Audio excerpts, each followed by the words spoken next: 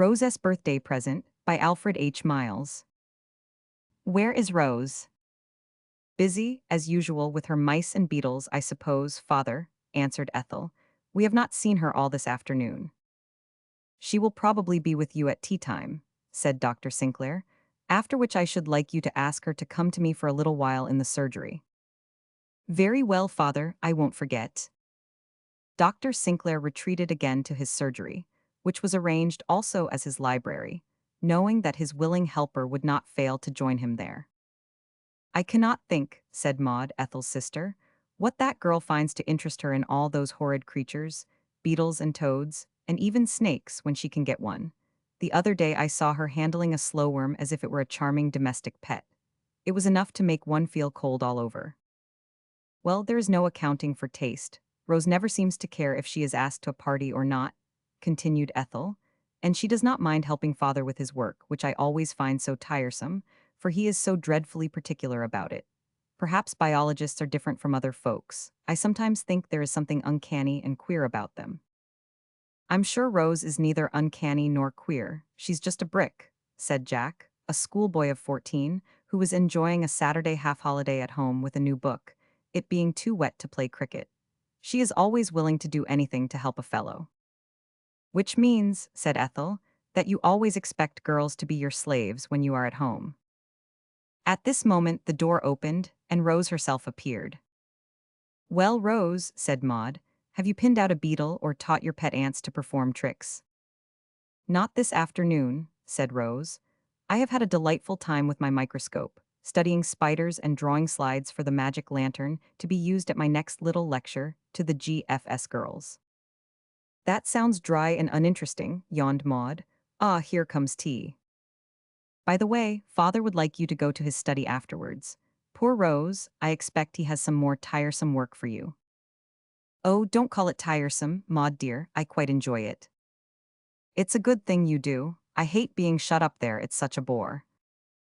A quarter of an hour later, a middle-aged man, whose snow-white hair made him appear at first sight much older than he was in reality, might have been seen busy over a manuscript, whilst a fair girl sat beside him, reading out to him the notes he had made, and which he was working into the book he was writing. The two seemed to work in perfect harmony. Rose's father had been the rector of a remote country parish in Cornwall. Most of his friends said that he was lost in such a neighborhood, and that it was a shame to have sent so able a man to such a parish. But Mr. Sinclair never complained himself. He may sometimes have thought it strange that other men were chosen before him to occupy positions which he felt conscious he might well have filled, but as his lot was cast in that Cornish nook, he had thrown himself heart and soul into whatever work he found to do. The affection he won from the rough fisherfolk, who regarded him as the father of the parish, whose joys and sorrows, cares and anxieties were all well known to him, was as much to him as any brilliant worldly success. His means were small, too small for his generous heart. He wished to give as good an education as possible to his two children, Henry and Rose, and devoted much time and trouble to that end. For several years he taught the boy and girl together himself, Rose learning much the same lessons as her brother. This laid the foundation of the accuracy which characterized her in any task she undertook, a quality often lacking in feminine work.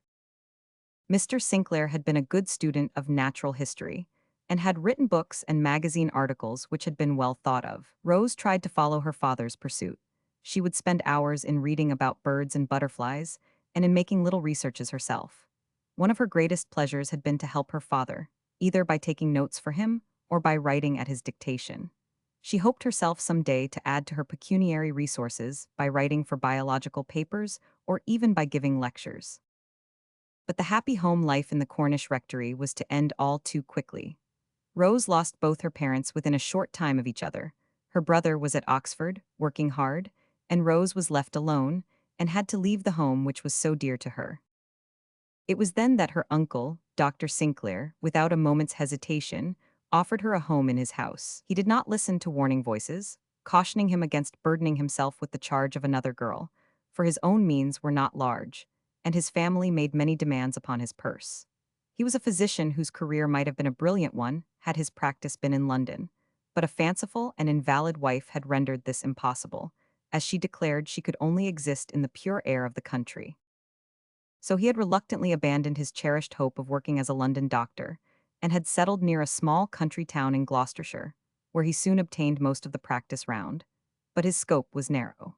He nevertheless managed to keep in touch with his profession, a profession in which he had entered heart and soul, making various scientific researches in his laboratory and sending the fruit of them in clearly written articles to medical papers. Now for this work, either in writing short articles from his notes or from his dictation, a patient helper was of great assistance to him. His own daughters, as already seen, disliked the work and showed their father no sympathy in it, whereas to Rose it was real enjoyment, filling, in a measure, the void she felt in no longer helping her father.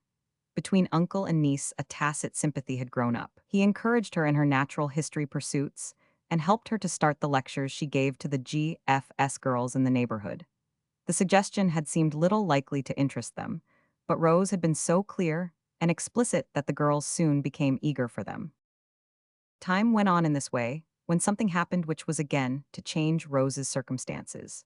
Truly it is that often trifles light as air have an unknown weight of importance in them. One morning the letter bag brought a circular announcing that some university extension lectures were to be given at 100, their nearest town, by a professor from Oxford, the subject chosen being spiders, with notes from the microscope. When Dr. Sinclair had read it, he passed it, smiling kindly to Rose. "This is not for me," he said, "but I think I know someone whom it may interest." "Oh, uncle, how delightful," said Rose when she had looked at it, "the very thing I should enjoy." So it came to pass that Rose attended the lectures, entering very fully into them and taking careful notes. At the close of the course, the lecturer said he would like any of the students who felt sufficiently interested in the subject to write a paper and send it in to him, giving a summary of the lectures and asking any questions they might care to ask at the end. Rose and several others responded to the invitation and wrote their papers. For some time, Rose heard no more about it, but one morning she was surprised to receive the following note. "Dear Madam, I have felt much satisfaction in reading your paper, which I return, with a few notes and answers to your questions. It shows me with what intelligent interest you have followed my lectures. It may interest you to know that an examination for a scholarship at St. Margaret's Hall, the new college for women, is shortly to be held at Oxford, and if you care to pursue a subject for which you show much understanding, I would suggest your trying for it. I don't promise you success, but I think it is worth the venture. A friend of mine, a lady living in Oxford, receives lady students recommended by me, and would, I am sure, make you comfortable on very moderate terms. Yours truly, B. Fielding." Rose read the letter 2 or 3 times, and then passed it to her uncle. Had she the means to go there? If she could only get the scholarship, how delightful it would be. "Come to my study," said Dr. Sinclair. And as soon as the door was shut, he said kindly, "I don't like you to lose this opportunity, dear child, so write and tell Mr. Fielding you will go up to Oxford, if he will introduce you to the lady he mentions." "Oh, but, uncle," she said, "what Mr. Fielding may call moderate terms may really mean a great deal more than should be paid for me." "Never mind, little Rose," said Dr. Sinclair. "I meant to give my kind little helper a birthday present, and this shall be it." "Dear uncle, how kind of you. But remember that whatever help, as you term it, I may have given you, has always been a pleasure to me. And so, dear, is anything that I may do for you to me." Thus it was settled, and a few days later, Dr. Sinclair himself started for his own beloved Oxford with his niece. Jack and Maud went to the station to see them off. "Keep up your courage, Rose," said Jack. "You're pretty sure to pass, for if any girl in England knows about creepy, crawly things, you do." When Rose returned some days later, she looked rather overstrained and pale, and, to the surprise of Ethel and Maud, never looked at her microscope, or at any of her treasures in the way of beetles and tadpoles, but spent her time in complete idleness, except when she helped them to do up some of their evening clothes for some forthcoming dances, and they were surprised to see how deftly a biologist could sew. One Saturday, as the 3 girls were sitting working together, Jack, who was spending his half-holiday at home again, said, "Why, here comes the telegraph boy."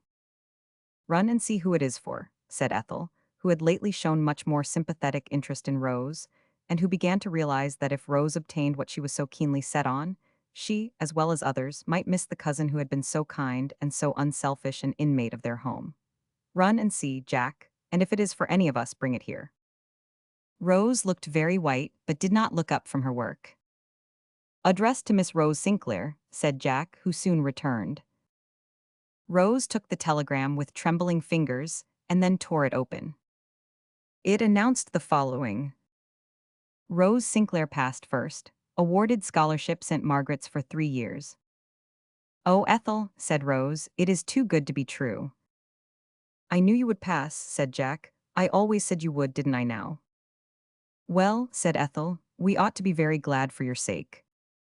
Yes, said Maud, I congratulate you, Rose, but I am very, very sorry you are going away.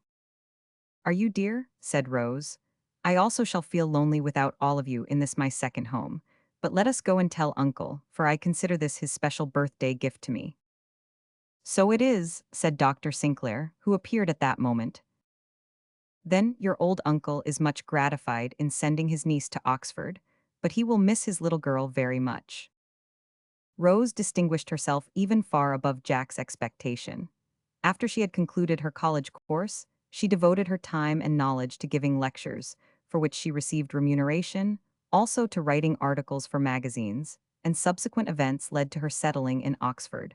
Whenever Dr. Sinclair wants an especially enjoyable holiday, he goes to spend a few days with Rose, and the two compare notes on their work. When he expresses his pleasure at her success, Rose loves to remind him that she owes it greatly to his kindness that she was placed in the way of obtaining it, through the birthday gift which was to be so helpful to her.